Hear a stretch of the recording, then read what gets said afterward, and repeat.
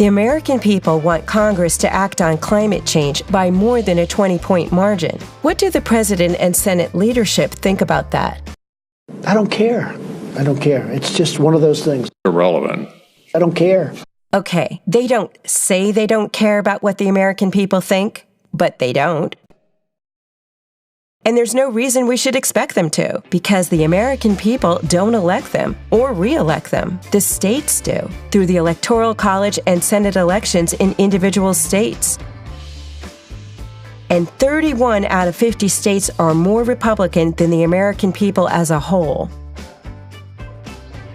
And among Republicans, only 40% favor more congressional action on climate change. And only 15% think climate change is a serious problem that must be addressed now. So our election system puts the planet at a severe electoral disadvantage, not just in 2020, but for the foreseeable future. That gives us only two possible ways to get sustained congressional action on climate change. The first is to convince a lot of Republicans that it's a serious problem. And a lot of people have been trying to do that very patiently for a long time. But very few Republicans are open to persuasion because not taking climate change seriously has become a defining element of the Republican Party identity. So much so that despite decades of flooding and burning, the percentage of Republicans who think climate change is a serious problem is exactly the same as it was 20 years ago. So if you're hoping to save the planet by convincing Republicans, more power to you. But don't put all our eggs in that basket.